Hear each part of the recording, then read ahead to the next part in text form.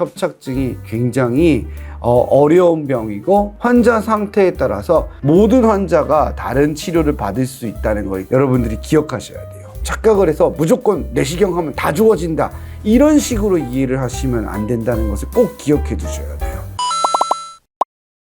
예전에는 A라는 병이 있으면 1번이라는 치료 방법이 존재했고 B는 2번 이런 치료 방법이었어요. 근데 지금은 많이 바뀌었어요. 치료의 패러다임이.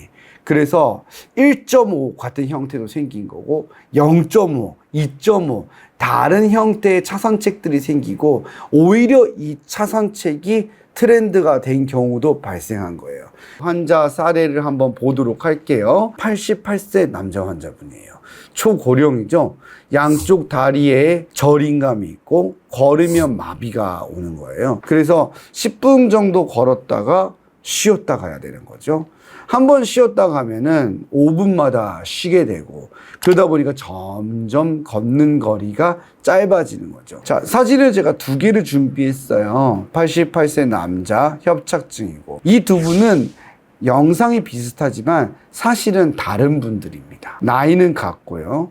그래서 한 분은 이렇게 시술 후에 약물 치료로 증상이 잘 조절돼서 제가 소개해드렸던 소염제하고 리마프란을 드시면서 지금은 그 리마프로스트로 잘 조절이 되는 상태인 거예요. 그리고 뭐 일상생활도 크게 무리 없이 하십니다. 통증이 좀 올라올 때는 경막의 신경 차단술로 조절을 하고 계세요. 그리고 나중에 신경 차단술로 치료가 안 되면 그때는 시술을 또 고려하고 있는 상태고 지금은 아주 잘 조절이 되는 거죠. 근데 두 번째 환자분은 시술을 받았는데 효과가 없으셨어요. 그래서 한 달 정도도 안 가서 증상이 재발했고 척추 내시경을 통해서 깎아내서 신경 부위를 넓혀줌으로써 증상이 호전된 경우입니다. 같은 나이이고 같은 성별을 갖고 있는데도 이렇게 비슷한 영상 소견인데도 예후가 다른 거예요. 치료의 경과가 다른 거죠.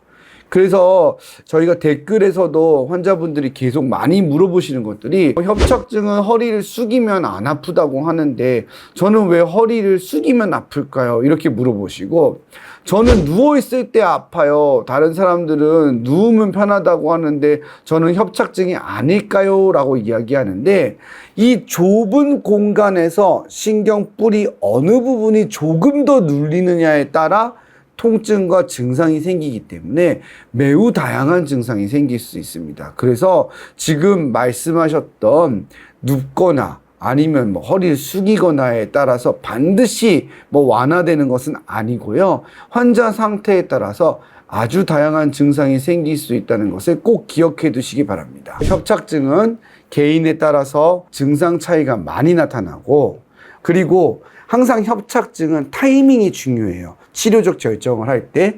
그래서 내가 현재 아플 때 그 타이밍에 시술이 되었든 내시경이 되었든 유압술이 되었든 혹은 약물 치료가 되었든 간에 적절한 타이밍에 적절한 치료를 제공해 주는 것이 의사의 책임이고 의무인 겁니다. 여러분들도 이런 부분을 잘 기억해 두시고 협착증 치료에 임하시면 도움이 될 것 같습니다.